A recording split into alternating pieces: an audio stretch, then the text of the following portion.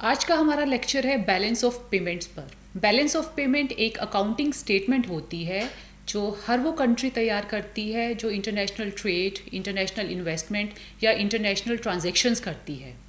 हर country का central bank ये statement prepare करता है। भारत में आरबीआई हर साल ये स्टेटमेंट बनाता है। Balance of payment statement double entry book keeping पर बेस होता है। जो रिसीट्स होती है या जो इंटरनेशनल इनफ्लोज होते हैं उनको क्रेडिट साइड पे रिकॉर्ड किया जाता है, और जो पेमेंट्स होती हैं, जो आउटफ्लोज होते हैं, उनको अकाउंट के डेबिट साइड पे रिकॉर्ड किया जाता है। फ्रॉम एन इकोनॉमिस्ट और financial analyst perspective, balance of payment statement जो होती है किसी कंट्री की, वो उसकी इकोनॉमिक हेल्थ, इंटरनेशनल मार्केट में उसकी फाइनेंशियल पोजीशन की एक कॉम्प्रिहेंसिव पिक्चर जो है वो प्रेजेंट करती है। बैलेंस ऑफ पेमेंट स्टेटमेंट में 3 अकाउंट बनते हैं: current account, capital account and financial account. Current account में आ जाती है transactions related to goods and services, जिसमें एक्सपोर्ट एंड इंपोर्ट जो होता है गुड्स एंड सर्विसेज का, उनको रिकॉर्ड किया जाता है। इसके अलावा जो इनकम अर्न की जाती है फ्रॉम इन्वेस्टमेंट अब्रॉड, जैसे इंटरेस्ट इनकम, डिविडेंड, प्रॉफिट्स।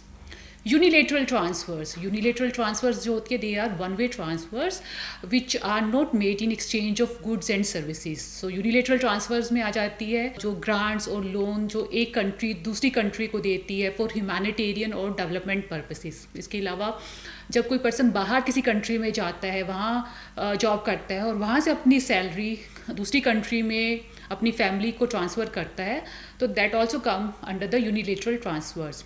जो रिसीट्स होती है वो ज़्यादा होती है पेमेंट से, तो उस केस में करंट अकाउंट सरप्लस होता है।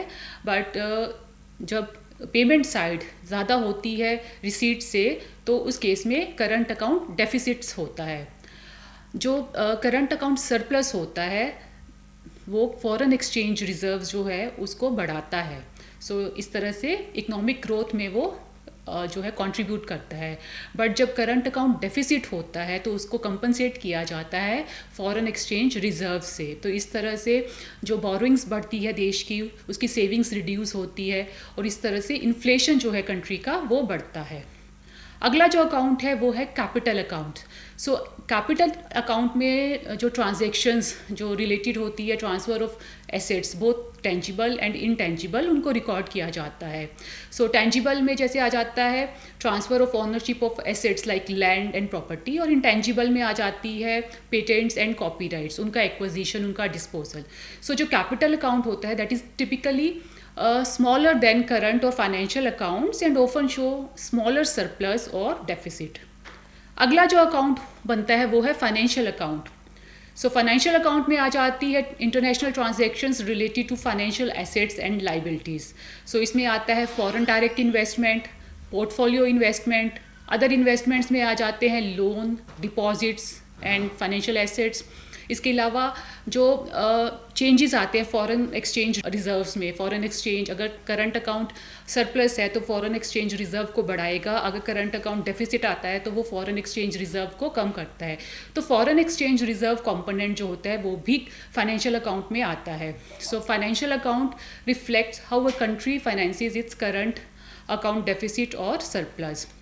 सो बेसिकली जो बैलेंस ऑफ पेमेंट स्टेटमेंट होती है वो शो करता है net outcome of current, capital and financial accounts of the economy. ये फेवरेबल भी हो सकती है, बैलेंस ऑफ पेमेंट स्टेटमेंट जो है वो फेवरेबल भी हो सकती है, अनफेवरेबल भी हो सकती है। जब कंट्री के जो इम्पोर्ट होते हैं या फॉरेन इन्वेस्टमेंट होती है वो ज़्यादा हो जाते हैं उसके एक्सपोर्ट और इस इन्वेस्टमेंट से, उस केस में बैलेंस ऑफ पेमेंट डेफिसिट हो जाता है। इसके विपरीत जब कंट्री की जो एक्सपोर्ट्स जो होते हैं वो ज़्यादा होते हैं उसके इंपोर्ट से, उस केस में बैलेंस ऑफ पेमेंट सरप्लस होता है। अगर कंट्री में बैलेंस ऑफ पेमेंट डेफिसिट हो गया है और उसके पास इनफ फॉरेन एक्सचेंज रिजर्व नहीं है इस डेफिसिट को को कंपनसेट करने के लिए, तो उसको बैलेंस ऑफ पेमेंट क्राइसिस कहा जाता है।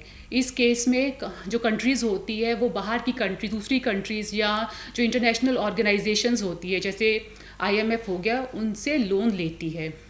1991 में जब इंडिया में इकोनॉमिक रिफॉर्म्स हुए थे तो उसका एक मेजर रीज़न यही था कि बैलेंस ऑफ पेमेंट क्राइसिस हो गया था इंडिया में। तो बैलेंस ऑफ पेमेंट क्राइसिस ही रीज़न बना था इकोनॉमिक रिफॉर्म्स का भारत में. So this is about the balance of payment. Next हम देखते हैं difference between balance of trade and balance of payment. So पहला जो डिफरेंस है that is meaning. So balance of trade is a component of the balance of payment. The balance of trade focus only on the import and export of goods, whereas balance of payment encompass all economic transactions between a country and the rest of the world, including goods, services and financial transaction. अगला difference है scope. It includes export and import of goods only. तो balance of trade में केवल जो export और imports of goods है उनको ही include किया जाता है. सर्विसेज का एक्सपोर्ट एंड इंपोर्ट जो है उसको बैलेंस ऑफ ट्रेड में नहीं इंक्लूड किया जाता. Whereas in balance of payment it includes not only goods but also services, income and financial transaction. अगला डिफरेंस है capital and financial transaction.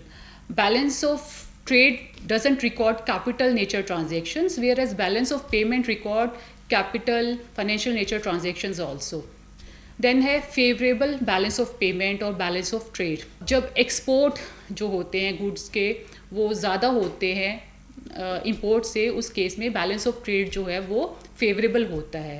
Balance of payment में जो नेट आउटकम होता है अगर वो पॉजिटिव आता है तो उस केस में बैलेंस ऑफ पेमेंट जो है वो फेवरेबल होती है. देन है indicator of economic status. Balance of trade is not a true indicator of economic prosperity और economic relation of the country, whereas जो बैलेंस ऑफ पेमेंट होती है that is a true indicator of the economic performance of the economy. So this is the difference between balance of trade and balance of payment. So learner, this is all about this session. Next कुछ MCQs based questions दिए गए हैं, आप अपनी screen पे देख सकते हैं. सो ये क्वेश्चंस ज़रूर सॉल्व कीजिएगा और वीडियो के नीचे जो कमेंट बॉक्स सेक्शन है उसमें इसके आंसर्स जो है उनको ज़रूर लिखिएगा. So till the next session, bye and happy learning.